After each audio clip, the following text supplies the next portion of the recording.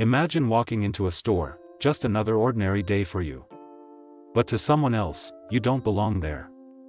They don't see your success, your struggles, or your story, they only see their assumptions. Now, what happens when those assumptions collide with a truth so shocking, it leaves everyone in the room stunned? This is the story of a billionaire judged not by her achievements, but by her appearance. A story about prejudice, power, and a moment that shook everyone involved. The day began quietly. The sun was shining, casting a warm glow over the city streets. She walked into the store alone, carrying herself with a quiet confidence. Her outfit was simple: jeans, sneakers, and a plain shirt. She wasn't wearing designer clothes or flashy jewelry. There was no hint that she was anything other than an ordinary shopper. That was exactly how she liked it. She loved these moments, blending in, being just another face in the crowd. In her world, full of meetings, media appearances, and constant attention, this was her escape. Here, among the neatly stacked aisles and humming background music, she could breathe. She picked up a basket and began strolling through the store, scanning the shelves for the items she needed. Fresh produce, some bread, a few snacks, nothing unusual, but even in this quiet moment, she couldn't escape the stares. At first, she didn't notice. She was focused on her list, checking prices and making her choices. But as she moved through the store, she began to feel it. The lingering glances, the subtle whispers, the way a store clerk seemed to be watching her every move. She glanced up and caught their eyes for a moment. They quickly looked away, but the unease in their expression was clear. She had felt this before. Too many times to count. The weight of being judged, of being out of place in spaces like these. It wasn't her clothes, her actions, or anything she'd done. It was something deeper. Something that followed her no matter where she went. She sighed quietly and kept moving. She wasn't here to make a scene. She just wanted to finish her shopping and leave. But the stares didn't stop. In fact, they seemed to grow. The clerk whispered something to a coworker, their heads leaning close together as they kept an eye on her. She tried to ignore it, pretending not to notice as she added a box of organic fruit to her basket. But she couldn't shake the feeling that something was wrong. She glanced around, and for a moment, it felt like the entire store was watching her. Then came the moment she couldn't ignore. Out of the corner of her eye, she saw the clerk pick up the phone. They were talking quietly, their gaze flicking toward her every few seconds. Her heart sank. She knew what was happening. She had seen it before, and it always ended the same way. She tightened her grip on the basket, her mind racing. Should she leave? Should she say something? But before she could decide, the doors to the store opened, and two uniformed police officers walked in. The air seemed to shift. Conversations quieted, and the hum of the store faded into the background. The officers scanned the room, their eyes sharp and focused. And then, they spotted her. Their expressions changed, becoming more serious as they approached. She stood still, her heart pounding, but her face calm. She had learned long ago how to keep her composure in moments like this. But inside, she felt the familiar mix of frustration, anger, and sadness, as they reached her. One officer spoke. His tone was firm, almost accusatory. "Ma'am, we need to ask you a few questions." She looked at him, her voice steady. "What's this about?" The officer glanced at the clerk, who was now standing a few feet away, watching nervously. The clerk muttered something about suspicious behavior, about keeping an eye on her since she walked in. The officer turned back to her. "We just need to confirm some things. Do you have identification?" She felt the eyes of the store on her, the weight of every judgment, every assumption, pressing down. She could see the other shoppers staring, some curious, some disapproving. She knew what they were thinking. They saw her as someone who didn't belong. Someone who might be up to no good. And in this moment, her wealth, her success, her accomplishments, they all meant nothing, but she wasn't going to let this moment define her. She wasn't going to let their assumptions win.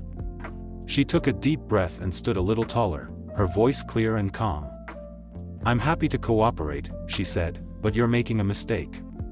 The officers exchanged a glance, skepticism written all over their faces. She could see they didn't believe her. Not yet. But they would. Soon enough, they would realize just how wrong they were. The store was a symbol of luxury, standing tall in the heart of an affluent neighborhood.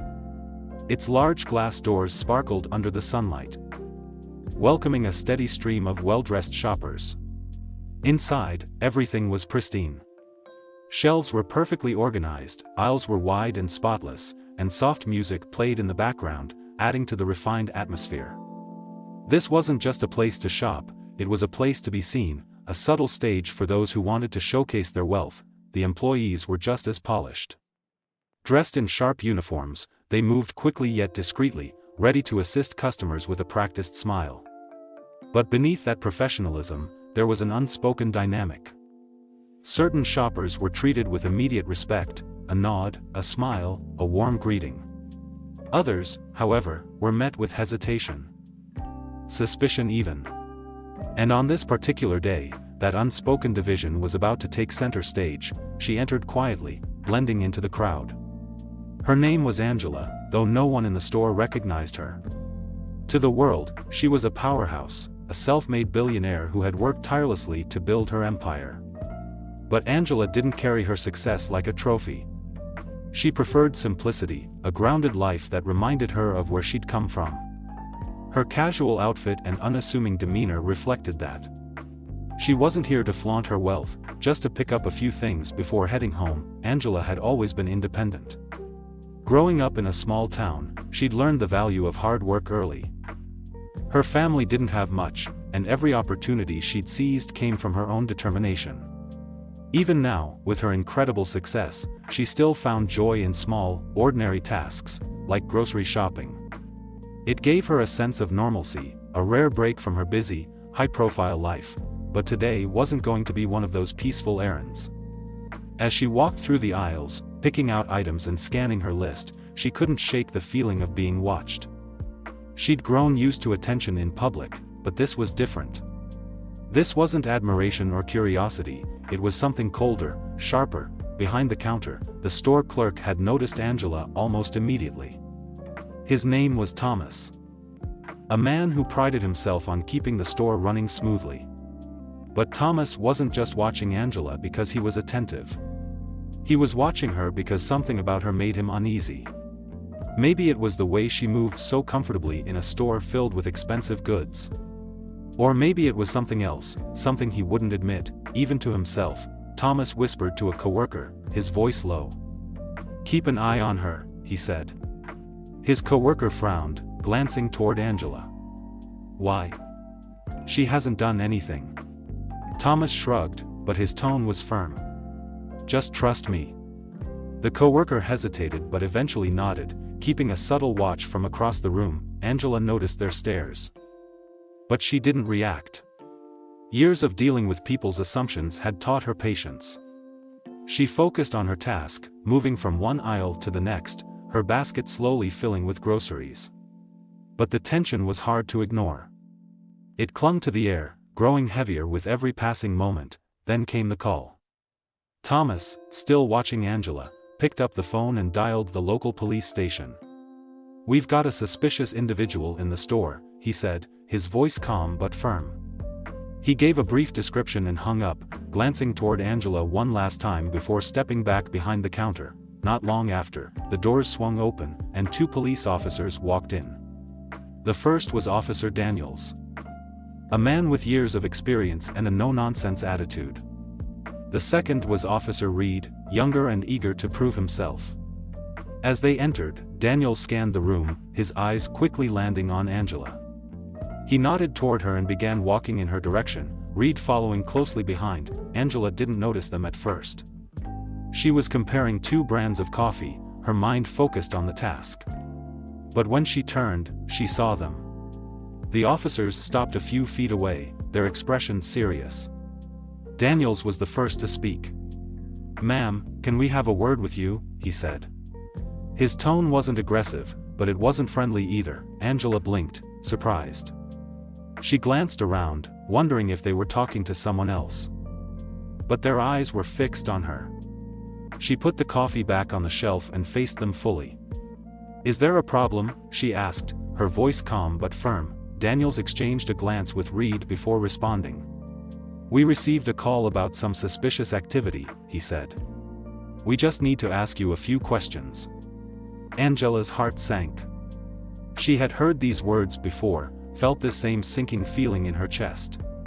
But she kept her face neutral, refusing to let them see her frustration. "Suspicious activity," she repeated, her tone steady. "I'm just shopping." Reed, the younger officer, spoke up. "We're not saying you've done anything wrong, ma'am. We just need to confirm a few things." "Can we see some identification?" Angela sighed quietly. Around her, she could feel the eyes of other shoppers. Some were curious, others judgmental. She reached into her pocket and pulled out her wallet. "I haven't done anything wrong," she said as she handed over her ID. Daniels took it, glancing at the card before handing it back. But his expression didn't soften. Instead, he seemed to grow more skeptical. "Do you have any proof of purchase for the items in your basket?" he asked. Angela stared at him, incredulous. "I haven't even gone to the checkout yet," she said. "Why would I have proof of purchase?" The tension in the room was palpable. Other shoppers were whispering, their eyes darting between Angela and the officers. Angela felt her frustration rising. But she kept her voice calm. "Look," she said, "I don't know what you think is going on here, but I'm just shopping." That's it. The store had gone eerily quiet. Conversations had stopped, carts were left abandoned in aisles, and the soft background music seemed drowned out by the weight of the moment. All eyes were on Angela, the two officers standing before her, and the store clerk hovering nervously in the background. Angela felt the intensity of their stares, but she kept her composure. She wasn't going to give them the reaction they expected.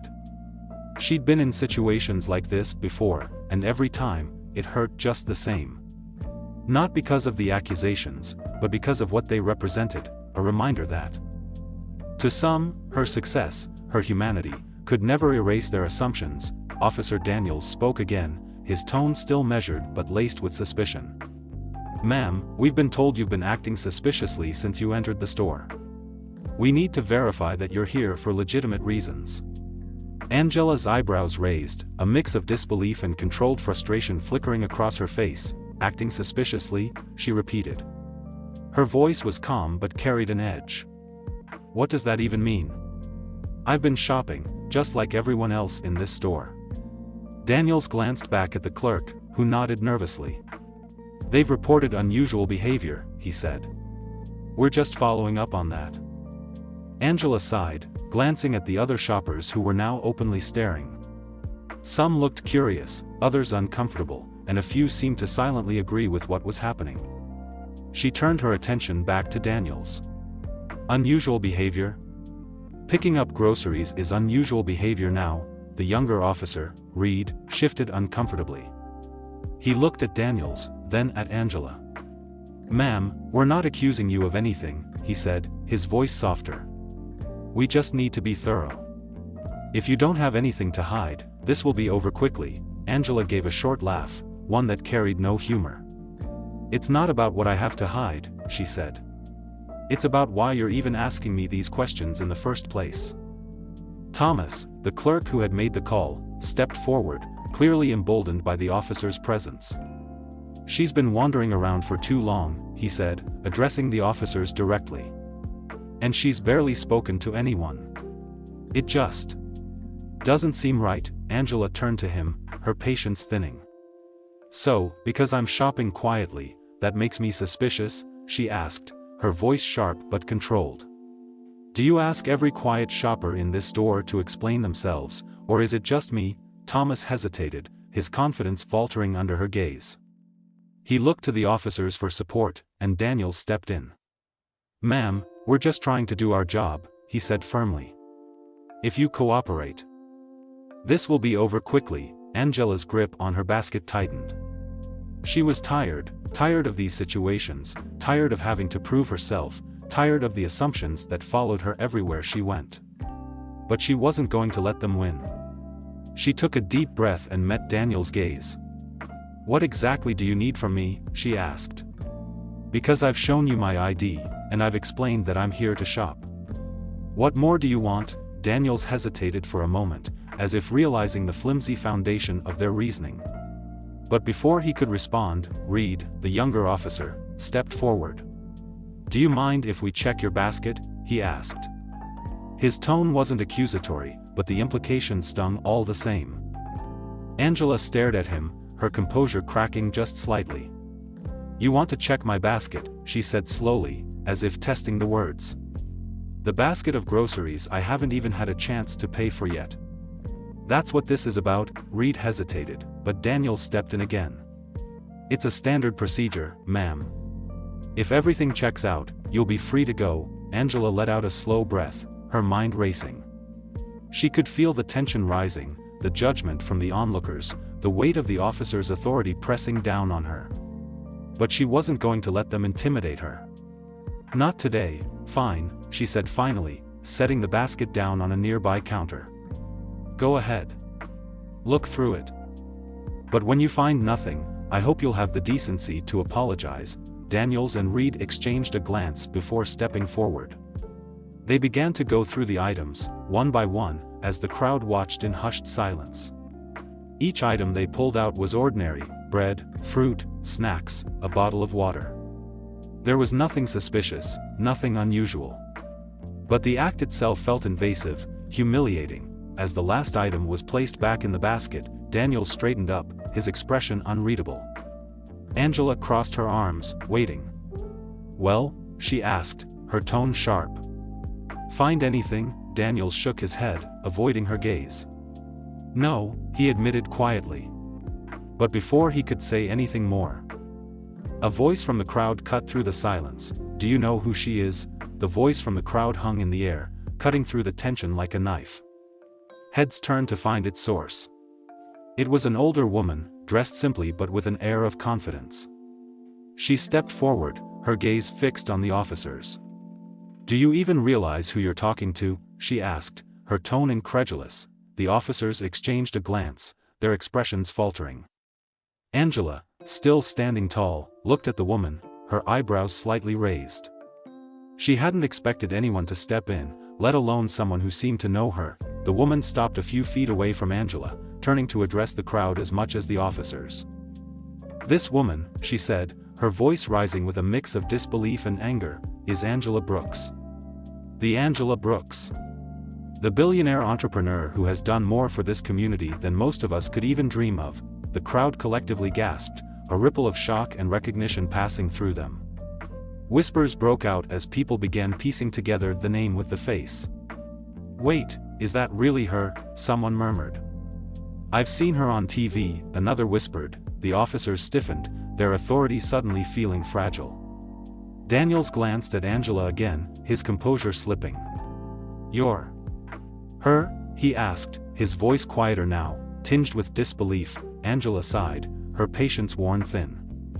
She hadn't intended for her identity to be revealed like this, but the situation had left her little choice.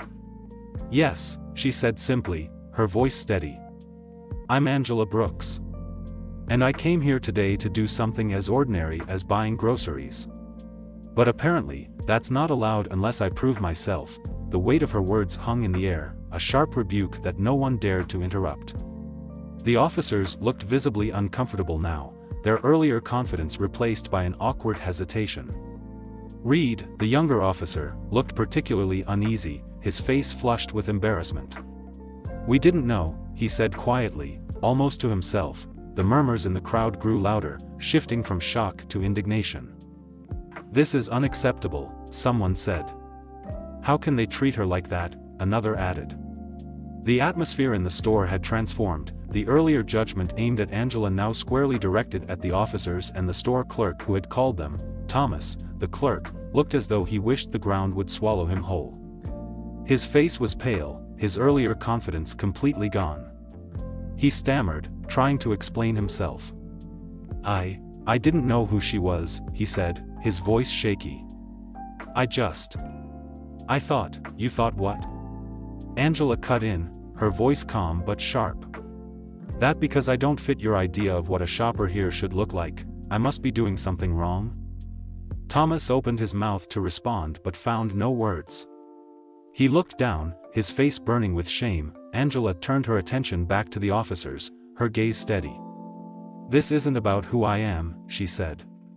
"It's about what you assumed. You didn't stop to ask questions.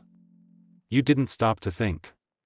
You just acted on your biases, and now here we are." Daniels swallowed hard, his earlier authority completely gone. "We were just doing our job," he said weakly. But even as he said it, the words felt hollow. "Your job?" Angela repeated, her voice calm but cutting. "Your job is to protect and serve. Not to humiliate innocent people because of someone else's prejudice." The older woman who had spoken up earlier stepped closer to Angela, her expression fierce. "She's right," she said, addressing the officers and the crowd. "We all need to do better. This kind of behavior is unacceptable. It doesn't matter if she's a billionaire or just an ordinary person. Everyone deserves to be treated with dignity." The crowd murmured in agreement, the weight of the moment sinking in. For the first time, the officers seemed truly remorseful. Reed looked at Angela, his face filled with regret. "I'm sorry," he said quietly. Daniels followed suit, though his apology was more forced. "We didn't mean to cause harm," he said. "It was a mistake." Angela studied them for a moment, her expression unreadable. Then she sighed, the tension in her shoulders easing slightly. "I accept your apology," she said, her tone softening just a little. "But remember this moment. Let it be a lesson. Because next time, someone else might not have the platform or the voice to speak up for themselves." The officers nodded, their expressions somber. The crowd watched in silence as Angela turned back to her basket, her movements calm and deliberate. She placed the items back inside and began to walk toward the checkout, the crowd parting to let her pass. As Angela left the store, the air was heavy with unspoken thoughts. The officers and the clerk stood frozen, the weight of their actions pressing down on them. The older woman shook her head, her expression a mix of sadness and resolve. "We have to do better," she said quietly, more to herself than anyone else. Outside, Angela loaded her groceries into her car, her movement steady and calm. As she drove away, she couldn't help but think about how much work still needed to be done, how far society still had to go. But she also knew that moments like this, painful as they were, could spark change. And for that, she held on to hope. The store grew quieter after Angela left, as if the weight of what had happened lingered in every corner. People shuffled away, some murmuring amongst themselves. Others still stunned by the revelation they just witnessed. For many, it was a moment of reckoning, a mirror held up to their own biases and assumptions. Daniels and Reed stood near the entrance, their earlier authority now replaced with visible discomfort. Reed ran a hand through his hair, glancing at his partner. "We really messed up," he said quietly, his voice tinged with regret. Daniels didn't respond right away, his gaze fixed on the floor. "Yeah," he finally said. "We did." They both knew this wasn't just about one incident. It was a symptom of something deeper, something that couldn't be fixed with a single apology. They would have to face the consequences of their actions. Not just professionally but personally. This was a moment they couldn't forget, a moment that demanded they change. Inside the store, Thomas, the clerk, was still at his post, but he looked visibly shaken. Customers avoided his gaze, and a few openly glared at him as they passed. He felt the sting of their judgment, but it was nothing compared to the shame he felt toward himself. He replayed the moment over and over in his mind, each time wishing he had acted differently. An older gentleman approached him, his expression stern. "You owe her more than an apology," he said simply before walking away.